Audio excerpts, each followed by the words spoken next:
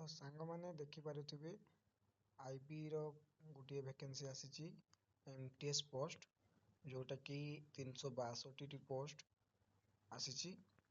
ଏହା group C non gazetted.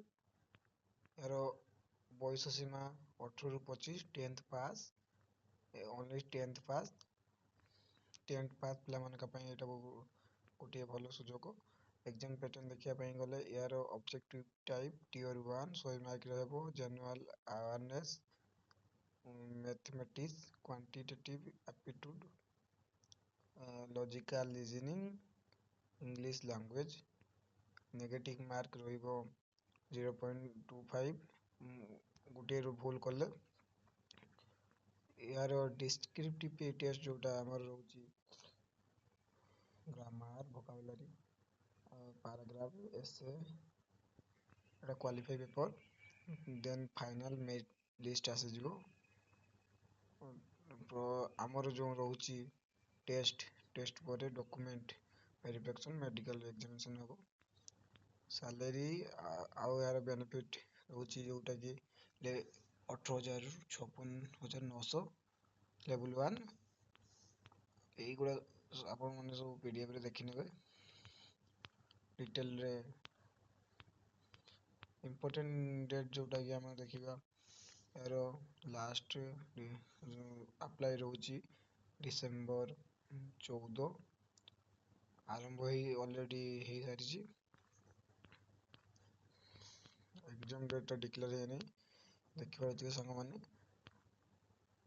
ଆମର ରହୁଛି ୟୁଆର୍ ରେ 2ଟା, OBC ରେ 0, SC ରେ 1, ST ରେ 2, EWS ରେ 1, ଟୋଟାଲ 6ଟି ପୋଷ୍ଟ। ଆଗରତାଲ ଅହମ୍ମଦାବାଦ ରେ ରହୁଛି 4ଟି ପୋଷ୍ଟ। ଆମର ରହୁଛି ଅମୃତସର ଯୋଉଟା କି 7ଟା, ବାଙ୍ଗାଲୋରରେ 4ଟା, ଭୋପାଳରେ 11ଟା, ଭୁବନେଶ୍ୱରରେ 7ଟା, ଚଣ୍ଡିଗଡ଼ରେ 7ଟା, ଚେନ୍ନାଇରେ 10ଟା, ଦେହରାଦୁନରେ 8ଟା, ଦିଲ୍ଲୀରେ 108ଟା, ଗାଙ୍ଗଟକରେ 8ଟା, ଗୁଆହାଟୀରେ 10ଟା, ହାଇଦ୍ରାବାଦରେ 6ଟା, ଇମ୍ଫାଲରେ 0, ଏଥିରେ ଜମା ପୋଷ୍ଟ ନାହିଁ। ଇଟାନଗର ଯୋଉଟା କି ଆମର 25ଟା, ଜୟପୁରରେ 0, ଜୟପୁର ଆସୁନାହିଁ। ଜାମ୍ମୁ କାଶ୍ମୀର 7ଟା। ଆଉ ସବୁ ସାଙ୍ଗମାନେ ସବୁ ଦେଖିନେବେ ଆପଣ ମାନେ ଡିଟେଲରେ। ଆମର ରହୁଛି ଭୁବନେଶ୍ୱରରେ ଆମର ଓଡ଼ିଶାରେ ଭୁବନେଶ୍ୱରରେ ପିଲାମାନେ ଆପ୍ଲାଏ କରିପାରିବେ। ଯୋଉ ପିଲାଗୁଡ଼ା ଓଡ଼ିଶା ପିଲାଗୁଡ଼ା ଓଡ଼ିଶାରେ ରହୁଛନ୍ତି। ଭୁବନେଶ୍ୱରରେ SC ରେ ଜମା ପୋଷ୍ଟ ନାହିଁ, ସରି SC ରେ ପୋଷ୍ଟ ନାହିଁ, OBC ରେ ନାହିଁ। SC ପିଲା UR ରେ ଆବେଦନ କରିପାରିବେ। ତ ସାଙ୍ଗମାନେ ଏହାର ସାଲେରୀ ବିଷୟରେ ଆମେ ତ ପୂର୍ବରୁ ଡିସ୍କସ୍ କରିଥିଲେ, ପୁଣି ଆଉ ଥରେ ଦେଖିନିଅନ୍ତୁ। ସାଲେରୀ 18,000 ରୁ 56,900। ଗ୍ରୁପ ସି ର ପୋଷ୍ଟ ରହୁଛି। ଆମର ଏକ୍ଜାମ ପ୍ୟାଟର୍ନ କଥା କହିବା ପାଇଁ ଗଲେ, ଏକ୍ଜାମ ପ୍ୟାଟର୍ନଟା ବହୁତ ଇଜି, ଯୋଉଟା କି ସମସ୍ତେ ଇଜିଲି କ୍ୱାଲିଫାଇ କରିପାରିବେ। ସେକେଣ୍ଡ ପେପର ଯୋଉଟା ଟିୟର 2, ସେଇଟା ଟିକେ ରାଇଟିଂ ଉପରେ ଫୋକସ୍ କରିବେ।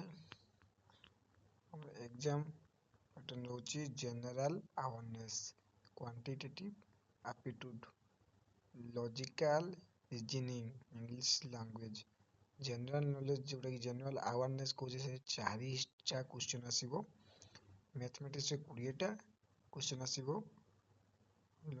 ରିଜନିଂ ରେ 20ଟା, ଇଂଲିଶ ଲାଙ୍ଗୁଏଜ ରେ 20ଟା, ଟୋଟାଲ 100ଟି କ୍ୱେଶ୍ଚନ ଆସିବ। 1 ଘଣ୍ଟା ସମୟ ଦିଆଯିବ। ସେକେଣ୍ଡ ଟେଷ୍ଟରେ 50 ମାର୍କରେ ଏକ୍ଜାମ ହବ, ଟୋଟାଲ 1 ଘଣ୍ଟା। ତ ପିଲାମାନେ, ଆପଣମାନେ ଯଦି ଆବେଦନ କରିନାହାନ୍ତି ତ ଜଲ୍ଦି ଅଫିସିଆଲ ୱେବସାଇଟ କି ଯାଇ ଆପ୍ଲାଏ କରିଦିଅନ୍ତୁ। ଏସବୁ ଗୋଟିଏ ସୁବର୍ଣ୍ଣ ସୁଯୋଗ। ଏସବୁ ହାତ ଛଡ଼ା କରନ୍ତୁ ନାହିଁ। ଆପଣମାନଙ୍କୁ ନେକ୍ସଟ ଭିଡ଼ିଓରେ ଅନ୍ୟ ଏହାର ଯୋଉ ସିଲାବସ୍ ରହିଲା ତା ବାବଦରେ ଡିସ୍କସନ କରିବା। ତ ସାଙ୍ଗମାନେ, ଥ୍ୟାଙ୍କ ୟୁ।